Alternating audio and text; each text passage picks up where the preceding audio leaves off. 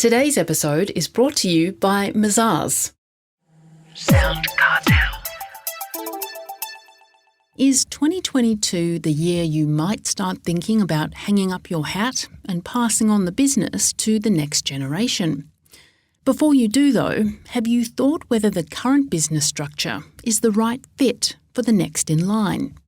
From Sound Cartel, I'm Nicole Goodman, and this is Business Essentials Daily.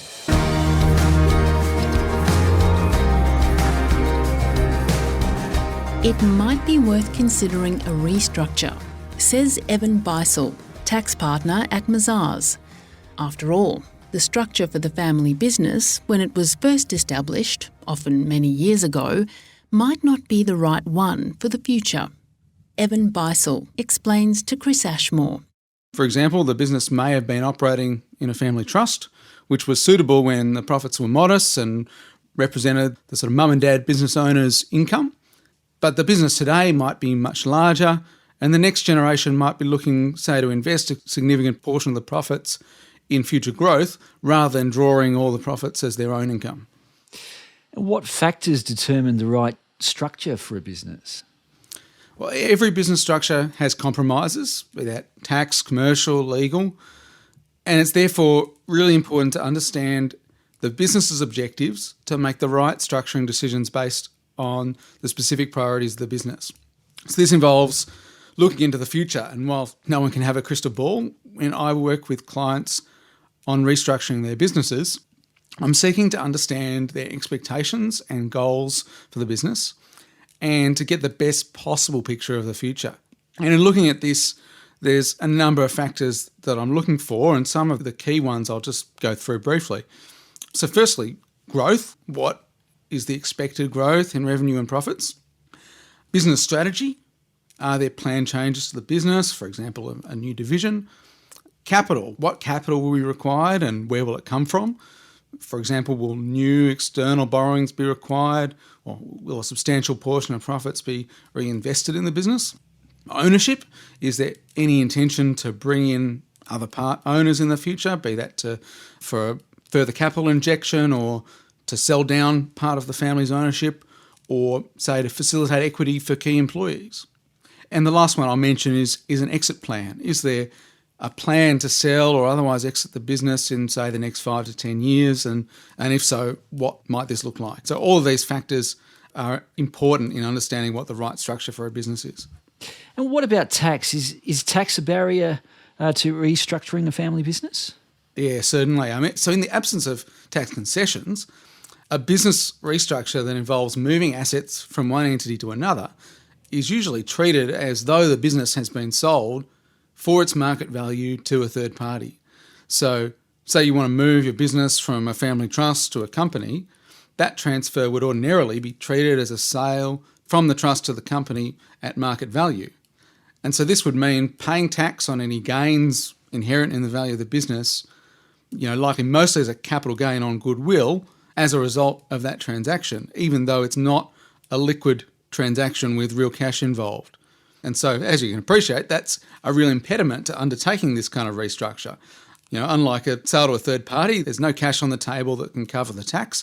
And usually that kind of tax liability would be enough to make a restructure unfeasible for a family business. Well then, how can tax be mitigated? Well, there are several tax concessions that are available that can mitigate or reduce tax to an acceptable level to make restructuring a family business possible without undue tax. One type of concession that's specifically intended to help businesses restructure without triggering a tax liability are the CGT rollovers. And these are concessions that allow an unrealised capital gain to be rolled into a new structure, allowing the deferral of the capital gain until, say, a future sale. And each CGT rollover provision is designed around a particular type of transaction. So, for example, a transfer of business assets from a trust to a wholly owned company, or a transfer of business assets from a partnership to a company that's then owned by the partners. Or another one would be an exchange of shares in one company for shares in another company. And each of these rollover provisions has its own specific requirements that needs to be met.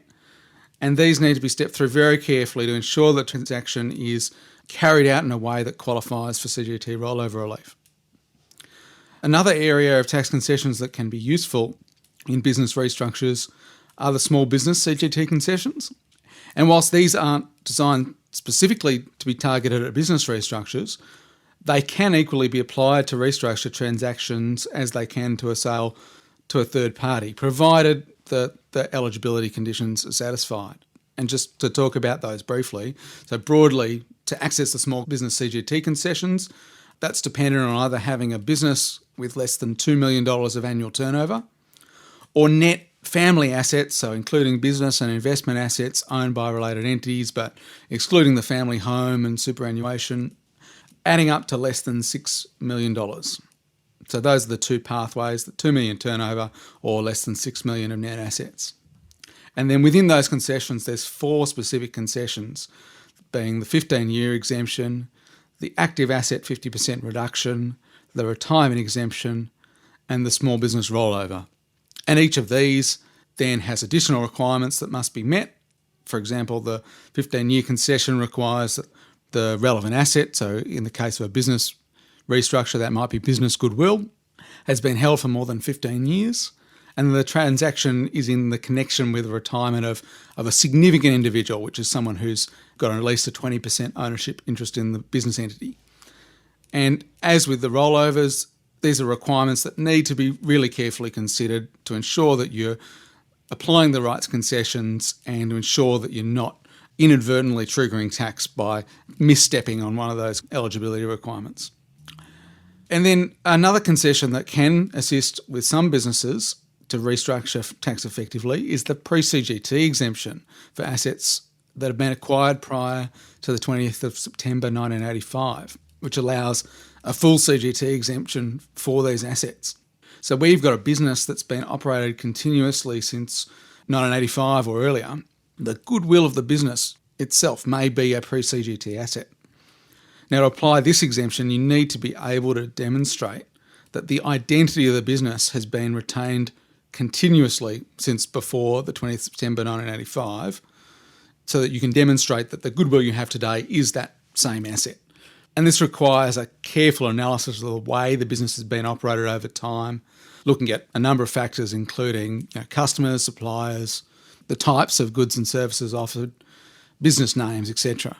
So whilst it's not necessary to show that there hasn't been any change in the business, changes to the business over time should be gradual and organic. So there's been no point where the identity of the old business ceased and a new business commenced. So you need to be able to show that continuity of identity.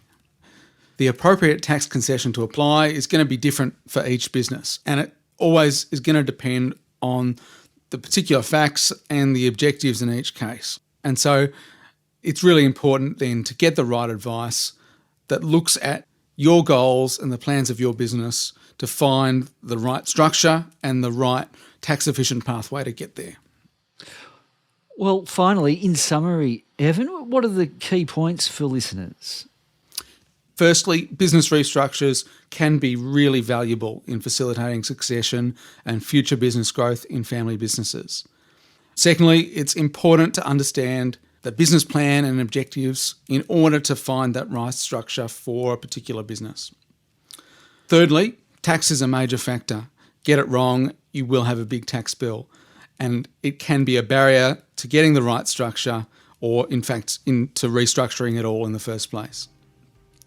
And then finally, using the right tax concessions can allow that tax to be mitigated, including CGT rollover concessions, small business concessions, the pre-CGT exemption, and there are some others as well that I haven't talked about today. But there are some really good strategies there that can get great outcomes for businesses. That was Mazars tax partner, Evan Beissel.